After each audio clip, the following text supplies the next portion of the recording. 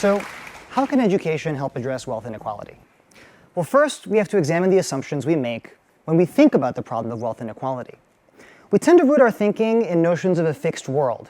There's a pie that needs to be divided more equitably amongst our population. And the roots of that thinking are very understandable. For much of human history, wealth was often tied to finite and fixed assets like land. During the course of the Industrial Revolution, we started untethering that connection a little bit as we could pump that goop from the earth that we call oil, burn it, and use it to power machines that could allow us to create products and services like railroads and textiles that really started untethering our ability to create wealth from actual finite assets like land. But the true transformation happened during the digital economy, when all of a sudden a couple of teenagers in a garage with a laptop could launch an application that itself could generate billions of dollars of value. And so as we think about the world, we have to remember that we make a lot of assumptions about the fixed nature of the world when in fact we are untethered more than ever before from fixed assets. This is reflected in a trend that is quite shocking. Over the past 200 years, on average, the global economy has tended to double every 25 years. That means that the world is roughly twice as rich as it was when I was born. And so the question we should be asking ourselves is really not who has what today, because 90% of the wealth that will exist in our lifetimes has not been created yet. The question that we should be asking is really, who is in line? Who is creating that wealth, and who is receiving that wealth creation? And that's a different way of thinking of things. That's not thinking about the static state of the world, a pie that needs to be divided. It's thinking about, over the course of our lifetimes, as new wealth enters this world, who's creating it and who is receiving it. I want to focus a bit on a section of the world, the one that I'm in right here, the Bay Area, the Silicon Valley, that exemplifies this trend. Our local economy is a $900 billion a year economy, and here in the South Bay, the San Jose metropolitan area, we have a $130,000 a year per capita GDP, which actually places us as a standalone region above the nation of Qatar, the global number one, which relies heavily on oil for its GDP. So officially, the section of the country that relies on the knowledge economy, the tech economy, has actually outpaced in per capita economic output the country that is most wealthy as a result of oil. That tells you a bit about the shift from fixed to somewhat variable as a result of resource extraction, industrial revolution, to now completely digital. In fact, over the last 15 years, the tech sector of the economy globally, not just here, but across the entire globe, has outpaced by 2.5 times the rate of growth of the underlying general economy. So what we're seeing is a rapid transformation of our wealth creation that is driving the future economic output, the future wealth that's going to be created into this world, more and more in the hands of those who are involved in some way, shape, or form in the tech economy.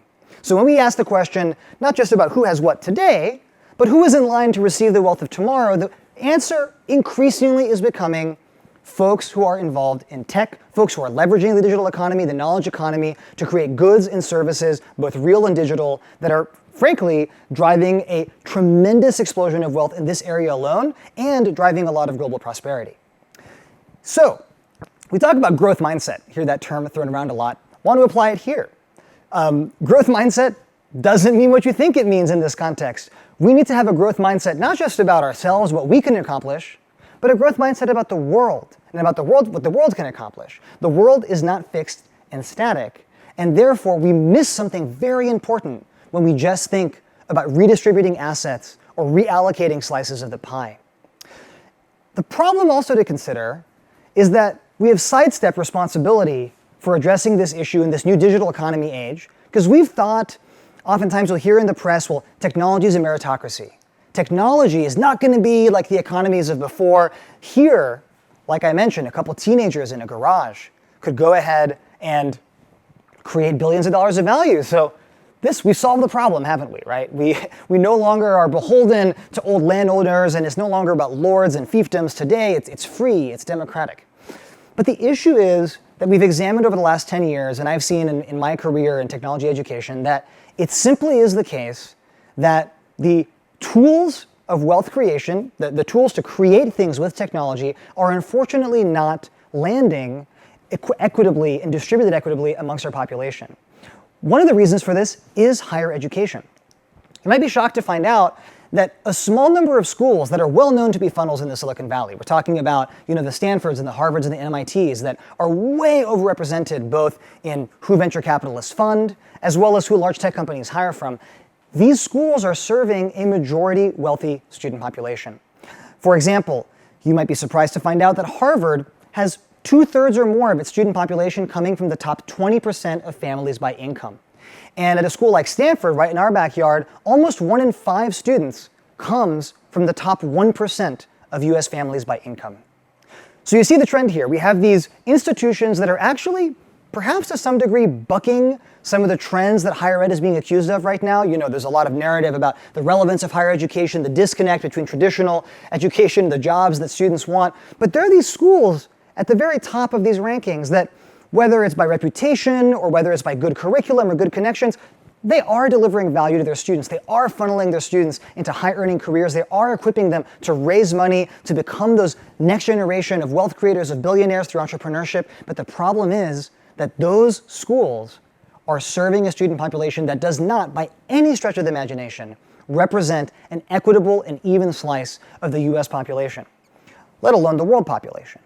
And so we have effectively these gatekeepers that are able to get certain things right in higher ed that many other institutions can't, and yet that are not spreading that wealth and not putting the tools of wealth creation in the hands of many.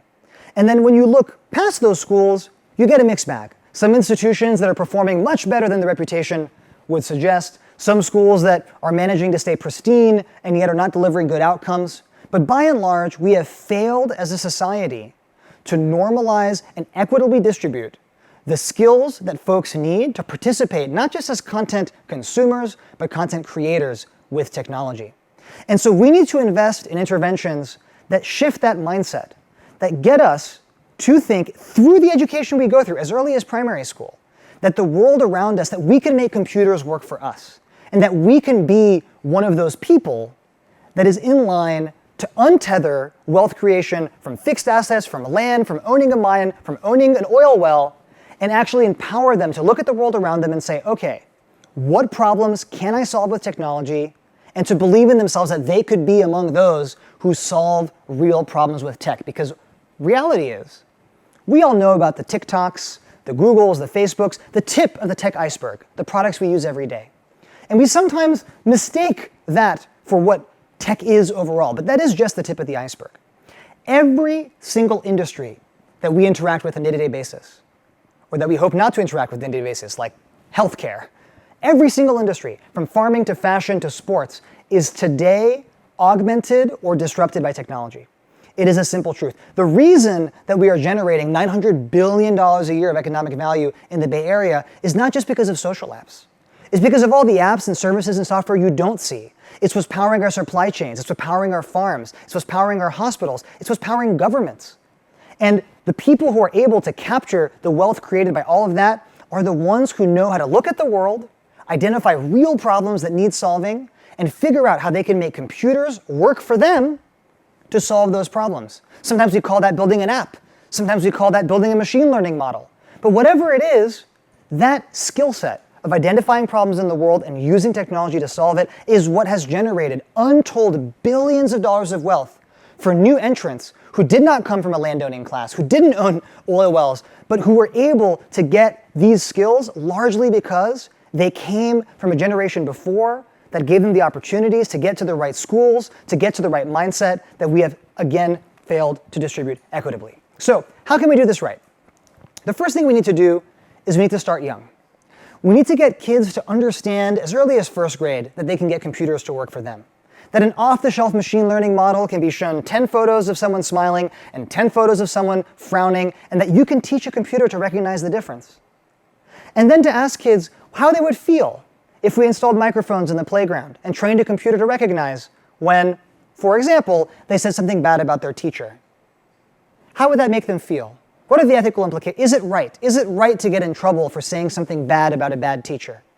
We can get the kids to start thinking of themselves as potential creators. We can get kids to start thinking of themselves as able to leverage technology to build things and solve problems, and we can get kids to start thinking from day one about the core ethical issues that if we don't tackle, we do risk the technologically literate class plunging us into some kind of techno-dystopia. And this is all within reach. It's something that we can do, but we must recognize that it's our responsibility to do so. And number two, we must do it with that outcome in mind and not just to tick a box. What do I mean by that? Imagine that you ended up in a creative writing 101 class. And you were told, we're going to learn how to use the formatting options in our word processor. You spent the entire year learning how to bold text, indent text, italicize text, create 2 columns of text. And then at the end of the year, you were told, great, you learned creative writing.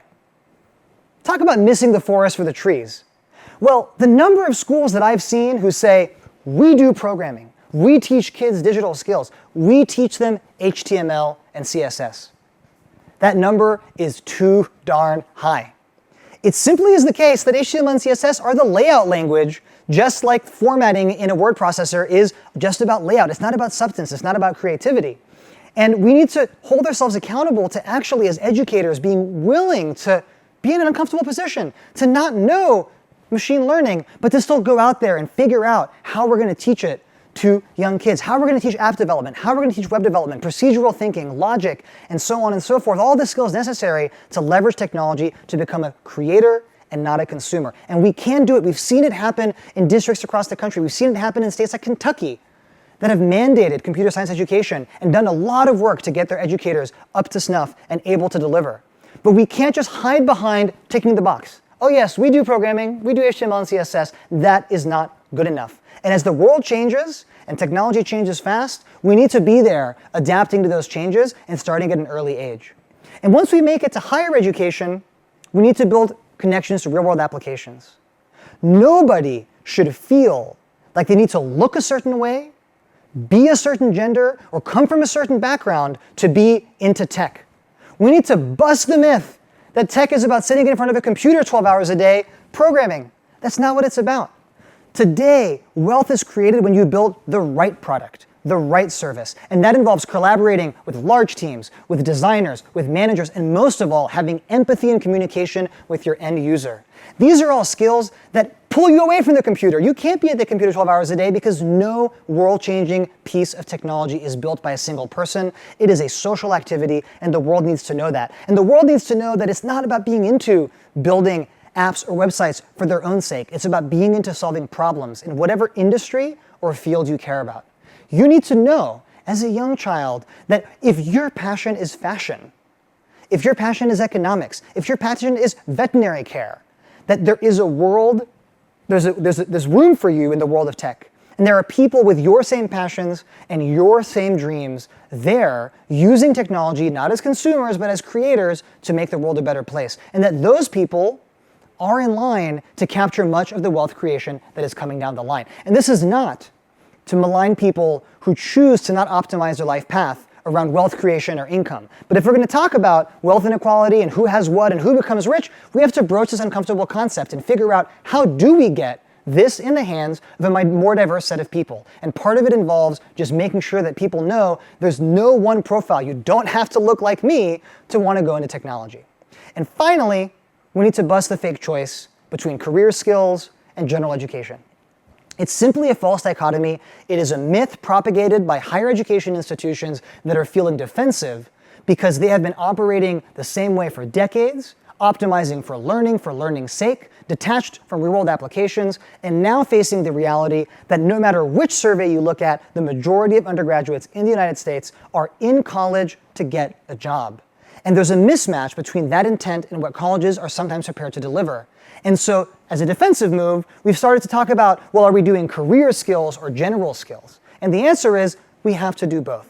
We have to teach students to recognize the rise of fascism and study its history just as much as we have to teach students how to be gainfully employed after they graduate. This is a false choice. Even an associate's program is 2 years of education. Undergraduate programs, on average, take students 4 to 6 years. We have the time to do both. There is no reason that we need to be sacrificing one for the other. And it is just as true that it's unacceptable that a student would graduate from college with a deep philosophical, historical, and ethical understanding of the world, prepared to be an engaged citizen of civic society and be unemployed, that's just as unacceptable as someone who emerges with pure career skills, able to whip up an application at a moment's notice to create whatever they imagine in their mind's eye and have no sense of history, no sense of context, no sense of ethics. Both are unacceptable, and we have to hold ourselves accountable to both. And students in either bucket, they realize that the other side is missing. They know that they are missing critical skills. They know that the schools that serve them can do better. So, how can education help solve wealth inequality?